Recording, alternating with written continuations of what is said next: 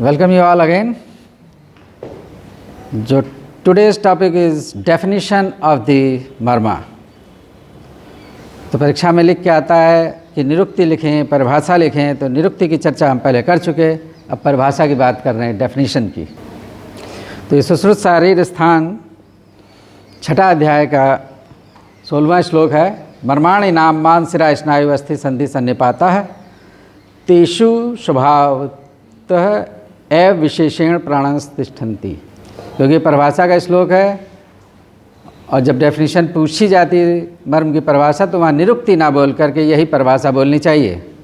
तो ये anatomical definition है। अभी हम फिजियोलॉजिकल डेफिनेशन दूसरी एक और भी आपको बताएंगे। तो मर्म शरीर के वह स्थान हैं जहाँ पर मांस शिरा स्नायु अस्थि संधि का सन्निपात संयोग होता है। इसमें स्वभावतः विशेष करके प्राण रहते हैं। तो अब हम इसको एक्सप्लेन करते हैं इस श्लोक को। मर्माणि नाम कि मतलब मर्म नाम है किसका, ये प्रश्न उठ जाता है। तो मर्माणि नाम मांस शिरा स्नायु अस्थि संधि सन्निपातः है। तो काउंट करिए, मांस नंबर 1 यानी कि मस्कुलर टिश्यू, और सिरा से वेसल्स भी लेते हैं और अभी हम डिटेल में बताएंगे, वहाँ नर्व का भी इंक्लूजन हो जाता है। स्नायु का अर्थ है यहाँ पर टेंडेंस होता है और उसमें भी नर्व का इंक्लूजन कई अर्थ शब्दों के जो व्याख्या है, रेफरेंसेस हैं, उनमें हो जाता है। और फिर अस्थि तो बोनी स्ट्रक्चर्स, और संधि जो आयुर्वेद में लिया जाता है तो जो 2 चीज़ें या 2 से अधिक चीज़ें जहाँ मिल रही हैं उसे संधि कहते हैं। और जो सामान्य अर्थ है वो बोन्स के मिलने के जो स्थान हैं, वो जॉइंट्स हैं, वो हैं। और भी अर्थों में है जहाँ नर्व मिल रही हैं, जहाँ आर्टरी मिल रही हैं। तो संधि का मतलब जहाँ पे संगम होता है, मिलती हैं चीज़ें। और सन्निपाता है मतलब ये जो 5 स्ट्रक्चर बताए वो जहाँ पर सन्निपात करते हैं, मिलते हैं विशेष करके, तो उस जगह पर। और साथ में एक दूसरी बात बताई, तेषु स्वभावतः एवं विशेषेण प्राणस्तिष्ठन्ति। तेषु स्वभावतः एवं विशेषेण प्राणस्तिष्ठन्ति, तो जहाँ पर विशेष करके प्राण रहते हैं और प्राण रहते हैं, उसके साथ एक और एडजेक्टिव लगाया, स्वभावतः है मतलब नेचुरल रूप से, प्राकृत रूप से, सामान्य रूप से वहाँ पर विशेष करके प्राण रहते हैं। प्राण तो पूरी बॉडी में हर सेल में है, सेलुलर लेवल पे है, लेकिन कहीं पर उसके अमाउंट ज़्यादा है। अगर आप सामान्य अर्थ समझें तो वो वेरियस टाइप की, डिफरेंट टाइप की एनर्जीज़ हैं, उससे भी कंपेयर लोग करते हैं। तो वो किसी जगह पे ज़्यादा है। जैसे आप ब्लड की बात करें तो वेसल्स में ब्लड ज़्यादा है लेकिन मसल्स में कम है। तो वैसे ही कहा है कि कहाँ पर विशेष करके, तो प्राणों की जो विशेष स्थिति है वो मर्म के स्थानों पर स्वभावतः रहती है। इस श्लोक का मतलब ये है। तो अगर आप आधी डेफिनेशन बताते हैं तो आधे मार्क्स हो जाते हैं। जैसे खाली लोग बोल देते हैं मांसशिरा स्नायु अस्थि संधि के इस सन्निपात के स्थल को मर्म कहते हैं। उन्होंने ये नहीं बताया कि स्वभावतः प्राण रहते हैं। अगर ये स्टूडेंट ने नहीं बोला तो उतना नंबर कट, क्योंकि हर टाइम टीचर ये एक्सप्लेन नहीं करेगा कि आपने कितना आंसर गलत बोला, कितना सही बोला। ये स्टूडेंट की खुद की ड्यूटी है। हर टीचर वहाँ पे इतना टाइम नहीं बोलता जब एग्ज़ाम हो रहा होता है, वो मार्किंग करता चलता है। तो इस बात को समझें। फिर अष्टांग हृदय की जो डेफिनेशन है, ये अलग अलग आचार्यों की बात हम कर रहे हैं। अभी हमने सुश्रुत की बात की, अब यहाँ पे अष्टांग हृदय शारीर स्थान 4 अध्याय 38वां श्लोक है। मांसास्थि स्नायु धमनी शिरा संधि समागमः चान मर्मेति चा तेनात्र सुतराम जीवितम स्थितम। तो इन्होंने भी वही बात कही, लेकिन उसके साथ इन्होंने धमनी एक शब्द जोड़ा। यहाँ पे आप देखें, ये एक शब्द और है जो धमनी। तो 5 की जगह पर यहाँ पर 6 हो गए। तो अष्टांग हृदयकार ने धमनी को जोड़ा। तो ऑब्जेक्टिव में क्वेश्चन आ जाता है कि किस आचार्य ने धमनी को भी इंक्लूड किया है या धमनी मर्म भी बताया है। तो ये ऑब्जेक्टिव क्वेश्चन हुआ, उसका आंसर यहाँ से मिल रहा है।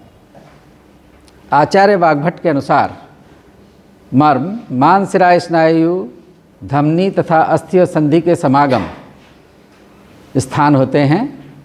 इसमें स्वभावतः विशेषकर प्राण स्थित होते हैं और जीव स्थान भी इन्हें कहा जाता है। ये जो श्लोक हमने ऊपर दिखाया आपको, तो इसको श्लोक पे हम व्याख्या करते हैं, क्योंकि मुख्य व्याख्या आपको श्लोक पे समझनी चाहिए।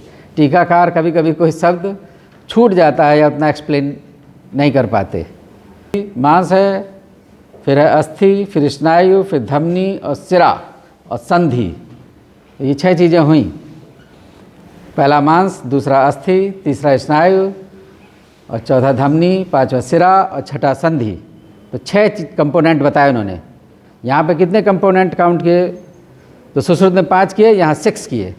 और समागम, यहाँ सन्निपात शब्द नहीं किया, उसका सिनोनिम यूज़ किया। तो समागम, उसका भी मतलब वही है कि जहाँ पे सन्निपात हो रहा है या मिल रहे हैं। समागम मतलब एक जगह मिल रहे हैं।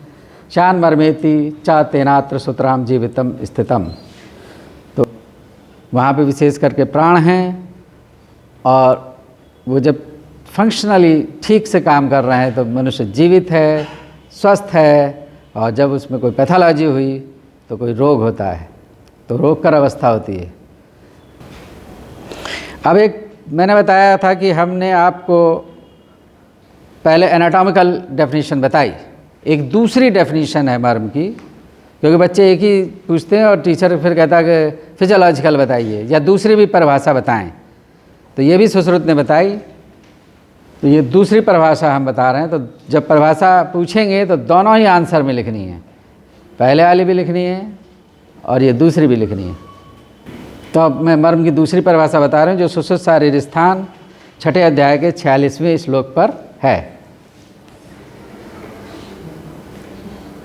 सोम मारुत तेजांसी रजः सत्व तमांसी चा मर्मषु प्रायशः पुंसाम भूतात्मा चा तिष्ठते मर्म स्वभि हतास्त स्मान जीवंती शरीरणः।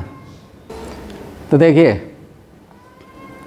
एक एक वर्ड टू वर्ड एक्सप्लेन करते हैं डेफिनेशन को और संस्कृत को समझने की कोशिश करते हैं हम। सोम मारुत तेजांसी, पहला इतने को समझते हैं। सोम एक शब्द है, दूसरा है मारुत और तीसरा है तेजांसी, तेज। तो इनके पर्याय हैं, समझ रहे हैं। तो सोम से जल भी लिया जाता है, जल तत्व, और मारुत से वायु या वात, और तेजांसी तेज अग्नि। तो सोम जो जल तत्व जैसे मैंने बताया, तो वो कफ, तो वात पित्त कफ को ये रिप्रेजेंट कर रहा है। सोम जल यानी कि कफ, और मारुत वात वायु ये पर्याय हैं, और तेजांसी अग्नि और जो है पित्त, क्योंकि ये सब पर्याय हुए और डोमिनेंसी के हिसाब से हो जाता है कि किस कहाँ पे किस अर्थ में प्रयोग कर रहे हैं। तो सोम मारुत तेजांसी ये तीनों ही चीज़ें वहाँ पर होती हैं साथ में। तो ये तो वे जो है शारीरिक दोष, सोम मारुत तेजांसी यानी कि वात पित्त कफ, और उनके फीचर्स गुणधर्म सामान्य हैं कि विकृत, तो सामान्य अवस्था में। और जो दूसरे शब्द आ रहे हैं रजः सत्व तमांसी तेज, तो ये महागुण हैं। रज समझ रहे हैं, और सत्व और तम, तो ये तीन है, सत्व रज तम आपने सुने होंगे। तो ये महागुण कहलाते हैं आयुर्वेद में, और ये मन से रिलेटेड हैं। तो और उसमें जो है सत्व को दोष नहीं माना गया है। यहाँ पे देखिए दोष की बात नहीं वो कर रहे हैं, अगर दोष की बात कर रहे होते तब वो यहाँ पे सत्व नहीं लिखते। यानी कि तीनों चीज़ें सत्व रज तम, समझ रहे हैं, और वात पित्त कफ, तो ये 6 फैक्टर बना दिए, शारीरिक और मानसिक। तो सोमेटिक फैक्टर्स वात पित्त कफ और मेंटल फैक्टर और साइकिक फैक्टर्स सत्वरजतम, ये बात हुई। तो ये जब इसकी बात आ गई तो आप जान रहे हैं, आपके इतने क्लास हो चुके हैं, इनकी चर्चा क्रिया वाले ही ज़्यादा करते हैं, रचना वाले कम करते हैं या शॉर्ट में करते हैं। जब हम शॉर्ट में करते हैं तो हम कहते हैं कि फंक्शनल एनाटमी, क्रिया की बात करते हैं, शॉर्ट में करते हैं वो that is the functional anatomy, मतलब उतना जानना जरूरी है एनाटमी के साथ में। तो ये बात हुई। मर्मसु प्रायशः पुंसाम भूतात्मा चाव तिष्ठते, और इन मर्मों के स्थानों पर प्राय भूतात्मा। रिकॉर्डिंग हम इसलिए भी कर रहे हैं कि इम्पॉर्टेंट क्वेश्चंस का हम आपको परफेक्ट आंसर यूट्यूब पे दे रहे हैं, और खाली आपके लिए नहीं दे रहे हैं, पूरे आयुर्वेद के लिए दे रहे हैं, कोई भी पढ़ सकता है, फ्री ऑफ कास्ट। तो उससे पहले हमने जो है PDF फॉर्म में दिए थे बहुत सी बातें, अब हमने कुछ कोविड-19 के पीरियड में सीखा और इम्प्रूव किया, तो यूट्यूब से एजुकेशन प्रोवाइड कर रहे हैं। तो हम सेकंड लाइन पे हैं, मर्मसु प्रायशः पुंसाम भूतात्मा चावतिष्ठते। तो ये जो मर्म स्थल हैं वहाँ प्राय नेचुरल रूप से भूतात्मा अवस्थित रहती है, तिष्ठित रहती है, और उसी को प्राण कहा दूसरे श्लोक में। यहाँ पे उन्होंने कहा भूतात्मा, इस जगह पे उन्होंने शब्द प्रयोग किया है भूतात्मा। मर्म स्वभि हतास्तस्मान जीवंती शरीरिण, और जब तक ये नेचुरल रूप में यहाँ पे फंक्शन चलते हैं तब तक जीवित है, स्वस्थ है। और जब ये उपहत होता है, उपहत का मतलब कि इंजर्ड होता है, यानी ट्रॉमा होता है, उपहत का मतलब ये है। तो जब वहाँ पे ट्रॉमा होता है तो कोई रोग होगा और मरने के समान कष्ट होगा या मृत्यु होगी। इस श्लोक में जो है 6 जो फैक्टर्स की बात की वह है सोम मारुत तेज, रजः सत्व तम, और 7th फैक्टर है यहाँ पर भूतात्मा। तो पहले जो एनाटॉमिकल बताई तो 5 फैक्टर, अष्टांग हृदय काटे 6, और 7 में प्राण कहा। तो ये फैक्टर्स है मर्म की डेफिनेशन से रिलेटेड, इनको ध्यान से समझें। मर्म स्थलों पर सोम जल तत्व, मारुत वायु तत्व तथा तेजस अग्नि तत्व, ये तीनों शरीर के त्रिदोष कफ, वायु तथा पित्त की ओर इंगित करते हैं। और रज, सत्व तथा तम तथा भूतात्मा यानी कि जीवात्मा प्राय स्थित होते हैं। अतः यहाँ पर अपघात होने पर मनुष्य की मृत्यु हो जाती है या मृत्यु के समान कष्ट होता है। अरुणदत्त ने कहा अपि च मरण करित्वात् मर्मः मरणवत् दुखदायित्व व इति, यानी कि आघात होने पर मृत्यु होती है या मरने के समान कष्ट होता है।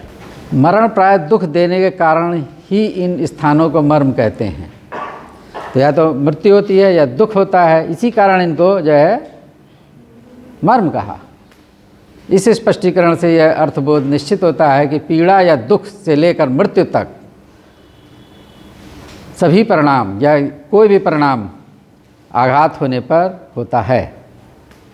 कुछ मर्म तो केवल पीड़ा उत्पन्न करते हैं, तो कुछ अन्य मर्म वैकल्यता या विकृति उत्पन्न करते हैं, जिसको पहले जो है वैकल्यकर मर्म कहा, विकलांगता पैदा करते हैं, आज उसे दिव्यांगता कही गई है, उसके लिए टर्म चेंज हो गया है।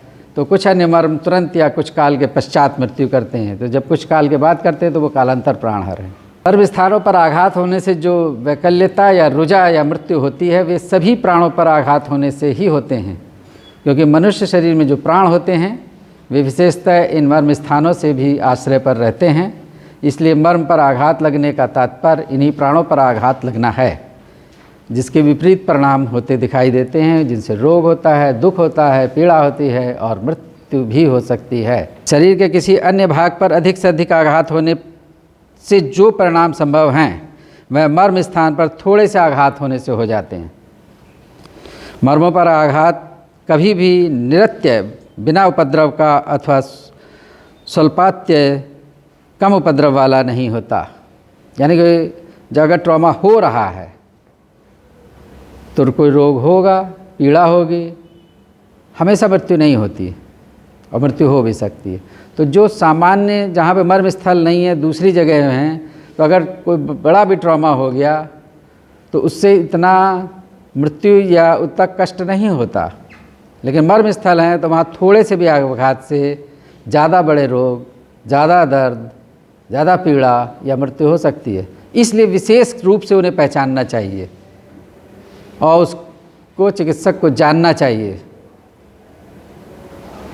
तो उनको बचाना भी है और उनका चिकित्सा में प्रयोग भी करना है। तो इन परिणामों को देखकर ही मर्म स्थानों को महत्व दिया गया है। यहाँ तक कि क्षार कर्म, अग्निकर्म तथा शस्त्र कर्म में भी मर्म स्थानों को बचाने का उल्लेख है, ये कार्य करने को कहा गया। तो आजकल सर्जरी भी की जाती है, लेकिन एक चीज़ समझ लें कि पहले प्लान्ड वे में करते हैं। जो उससे कॉम्प्लिकेशन होगा, जो उससे रोग होगा, उसका पहले इलाज सोच लिया। ब्लीडिंग ज़्यादा होगी तो ब्लड अरेंज कर लिया। लोग डॉक्टर ऑपरेशन करने से पहले बता देते हैं कि 2 बोतल 4 बोतल आप ब्लड अरेंज करिए। तो ये हज़ारों साल पहले की स्थिति और आज की स्थिति में अंतर आया। उस टाइम ब्लड का ट्रांसफ्यूज़न उस तरीके से नहीं हो रहा था, एंटीबायोटिक्स उतने हाई नहीं थे। लेकिन अगर वो चीज़ें प्रयोग में नहीं रहेंगी, वो संसाधन नहीं होंगे, तो आज भी उतना ही परिणाम हानिकारक होगा। इसलिए इसकी नॉलेज आज भी इसेंशियल है। क्योंकि एक प्रश्न होता है कि क्या आज के समय में भी मर्मों के ज्ञान की उतनी ही उपादेयता है जितनी उस समय थी? तो उतनी इसलिए है क्योंकि हर जगह उतनी फैसिलिटीज़ नहीं हैं, या फैसिलिटीज़ मिलने में टाइम लग जाता है। सेरेब्रोवास्कुलर एक्सीडेंट यानी कि ब्रेन हेमरेज जैसे होता है, तो आपको पता हो, मैं आपको यहाँ पे बता रहा हूँ कि 4 से 5 मिनट अगर किसी भी पार्ट, ब्रेन के पार्ट को ऑक्सीजन की सप्लाई बंद हो जाती है तो वो डेड हो जाता है, कार्य करना बंद कर देता है। और जितने पार्ट को ऑक्सीजन नहीं मिली, कार्य करना बंद किया, तो पैरालिसिस होती है। और ये कहा भी जाता है गोल्डन पीरियड कि आधा घंटा है कि 45 मिनट है, गोल्डन पीरियड, कि मतलब उतने देर में ट्रीटमेंट मिल जाना चाहिए, और वरना वही परिणाम होंगे।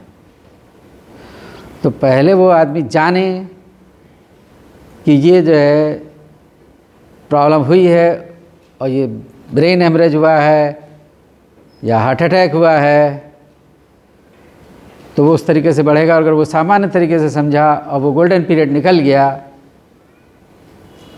तो हानि ज़्यादा ही होगी। तो इसलिए उसकी जानकारी और परफेक्ट नॉलेज ज़रूरी है। और यही मैंने बताया difference black and white degree और कलर डिग्री में। क्योंकि आपको जानकारी नहीं तो आप तो उसको सामान्य मान के चल रहे हैं और उसको आपने से छोड़ दिया और घर में जाके वो फिनिश हो लिया। आपकी क्लिनिक पे भी आया और आपकी अज्ञानता के कारण पेशेंट सफ़र कर गया। So thank you. तो एक कल्चर है, एटमॉस्फेयर है, तो वो हम लोग एटमॉस्फेयर प्रोवाइड करते हैं एमडी पीएचडी को भी। एक एटमॉस्फेयर बनाना होता है कि पढ़ाई का एक एटमॉस्फेयर बनाएं, आपस में शेयरिंग करें और आगे बढ़ें। आपका भविष्य उत्तम रहे। Thank you.